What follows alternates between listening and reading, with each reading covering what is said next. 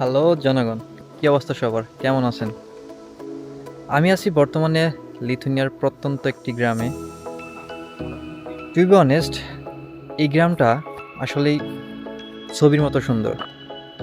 তো সবথেকে বড় কথা, এই গ্রামটা আসার পরে আমার সর্বপ্রথম আমার নিজের গ্রামের কথা মনে পড়ছে। কারণ আমার নিজের গ্রামেও ঠিক এইরকম সরিষা ক্ষেত ছিল। জায়গাটা সত্যিই মনোমুগ্ধকর। চলুন দেখি এখানে এসে আমার বন্ধুরা কে কি অনুভব করছে। আব্দুল্লাহ, তোমার এইখানে আসার পর তোমার কিরকম ফিলিংস হচ্ছে? হ্যাঁ, এখানে পুরো একটা বাংলাদেশকে খুঁজে পাচ্ছি। আসলে ইউরোপের এত রাস্তাঘাট, শহর, বড় বড় বিল্ডিং, এগুলোর মাঝে এরকম একটা প্রাকৃতিক সৌন্দর্য দেখতে পাওয়া আসলে সত্যি সৌভাগ্য। পুরোটাই বাংলাদেশের মতোই লাগতেছে। একটা বাংলাদেশের ভাইবস পাচ্ছি, খুবই ভালো লাগতেছে। তোমার কি ছোটবেলার কথা মনে পড়তেছে না? যেরকম ছোটবেলায় আমরা সরিষা ক্ষেতে আইলটা দৌড় করতাম। হ্যাঁ, আমরা সরিষা ক্ষেতের মধ্যে গেছি। এমনকি আমার বাবা তো কৃষক, তো আমি কৃষি ক্ষেতে কাজ করছি। সরিষা ক্ষেতের মাঝে দৌড়াদৌড়ি, কত দুষ্টামি, মানে একদম ছোটবেলার স্মৃতি, বাবা মার সাথে স্মৃতিটা মনে পড়ে গেছে একদম।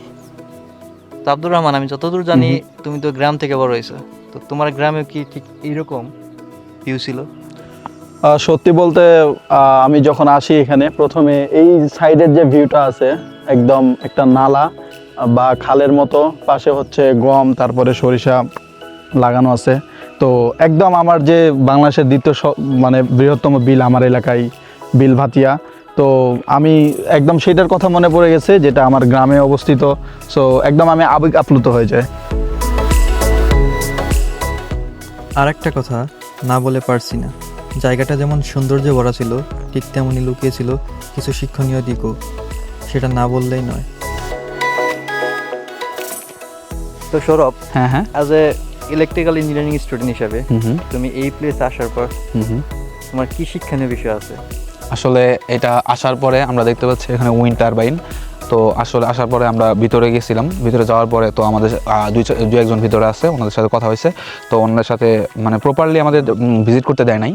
আসলে এখানে কিছু বাইন্ডিংস আছে, যে কারণে আমরা ভিতরে একদম প্রবেশ করতে পারি নাই। বাট ওনারা আমাদের পুরো বলছে কীভাবে কী করতে, এটার হাইট কতটুকু, কীভাবে কী কাজ করে। তো আমরা আসলে পড়ালেখার বাইরেও তোমার কি প্লেস আসার পরে তোমার কি বাংলাদেশের কোনো স্মৃতির কথা মনে পড়তেছে? অবশ্যই এখানে আসার পরে মনে হচ্ছে যে পুরা বাংলাদেশের গ্রাম দেখতেছি। মনে হচ্ছে যে আমার মামাবাড়ির এলাকার পাশে কোথাও দাঁড়ায় আছি, আমরা মজা করতেছি, চিল করতেছি। আর এখন সবাই তো এখানে যারা আছে সবাই বন্ধু বান্ধব, ভাই ব্রাদারের মতো হয়ে গেছে। এটাই আমার ফ্যামিলি, তোমাদের সাথে আছি, ঘুরতেছি ফিরতেছি, এই তো।